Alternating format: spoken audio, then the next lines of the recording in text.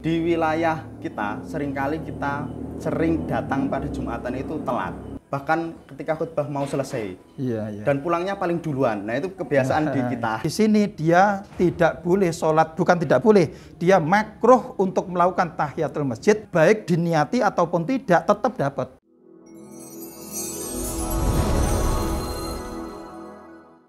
Assalamualaikum warahmatullahi wabarakatuh. Waalaikumsalam warahmatullahi wabarakatuh. Alhamdulillah berjumpa kembali dengan kami di acara Semara seputar masalah Ramadan kita. Yang ini merupakan program dari Jalur Ansor, pimpinan anak cabang Gerakan Pemuda Ansor Kecamatan Pakis Aji. Yang alhamdulillah di tahun ini sudah merupakan program yang kedua.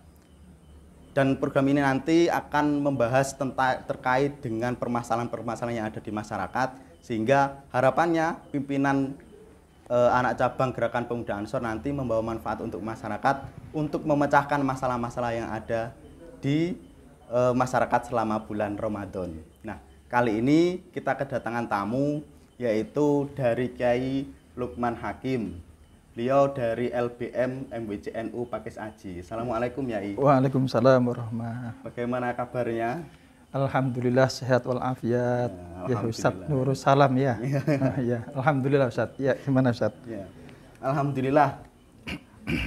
Kita bagaimana begini Ustaz. Kita di kehidupan sehari-hari itu kan biasanya itu dihadapkan pada permasalahan. Ini saya mau tanya terkait dengan Jumatan, Pak Yai. Oh iya. Gimana? Ya, di wilayah kita seringkali kita sering datang pada Jumatan itu telat. Bahkan kadang-kadang ketika sudah khutbah atau bahkan ketika khutbah mau selesai. Iya. Dan pulangnya paling duluan. Nah, itu kebiasaan di kita. Iya. Nah, yang mau kami tanyakan, ini bagaimana jika kita itu datang di Jumatan ketika sudah waktu khutbah, apakah kita baiknya itu langsung duduk karena kan seruannya disuruh mendengarkan, atau kita tetap melaksanakan sholat tahiyatul masjid? Karena itu sering kali kita bingung, Pak. Iya. Mohon pencerahannya. Ya, makasih banyak Ustadz Nurus salam ya. Ini sampean memberikan pertanyaan yang memang sering terjadi di antara masyarakat kita. Dan ini pertanyaan yang bagus, semoga aja memberikan manfaat khususnya kepada teman-teman kita secara muslim gitu ya. Alhamdulillah tadi pertanyaannya bahwasanya ada 2 poin. Yang pertama, ketika kita ini masuk dalam masjid sedangkan khotib sudah khutbah.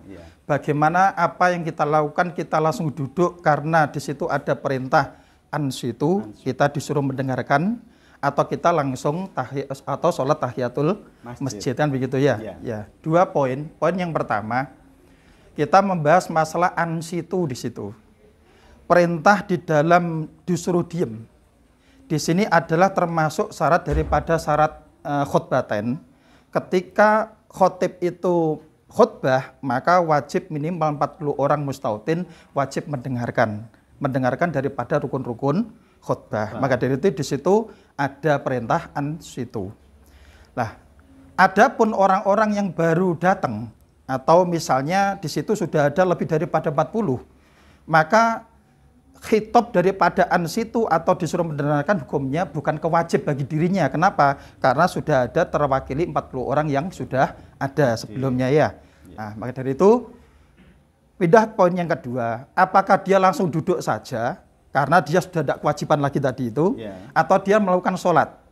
Nah, di dalam kitab Takrirat atau dari madhab Syafi'iyah, ulama-ulama Syafi'i menyebutkan, ketika khotib lagi khutbah, kemudian ada seseorang itu datang, maka disunnahkan bagi dia tetap melakukan sholat tahiyatul masjid dengan batasan tidak mendekati daripada khutbah terakhir yang mendekati daripada sholat Jumat.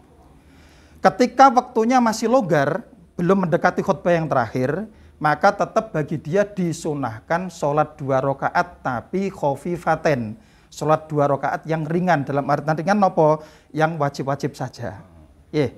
Tetapi kalau waktunya sudah mendekati khutbah terakhir dan mendekati habis selesainya khutbah, kan mendekati sholat ini ya. Maka di sini bagi dia langsung duduk saja. Kenapa?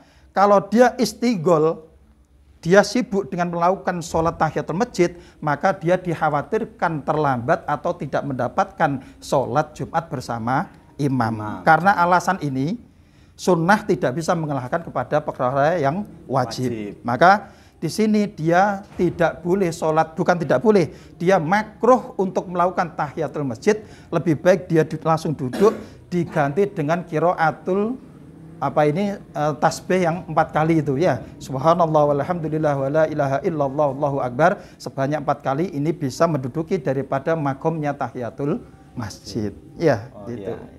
Berarti kesimpulannya tergantung, kita harus mengalkulasi sahabat.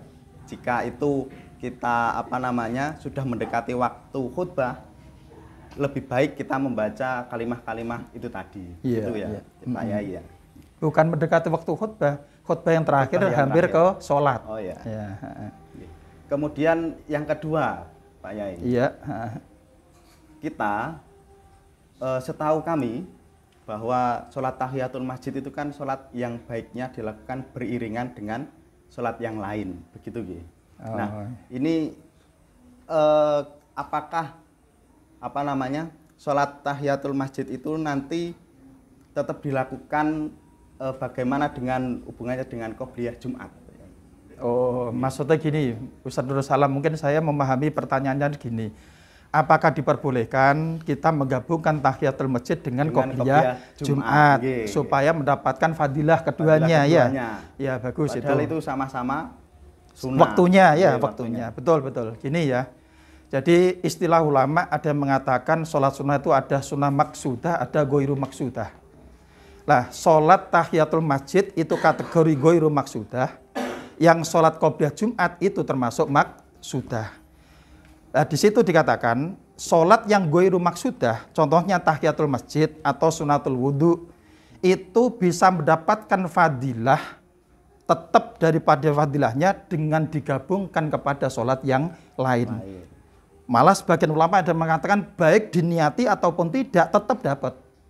Nah, kalau memang tadi diarahkan kepada Jumatan, qobliyah Jumat sama tahiyatul masjid, malah solusinya itu tadi, kita gabungkan aja jadi satu.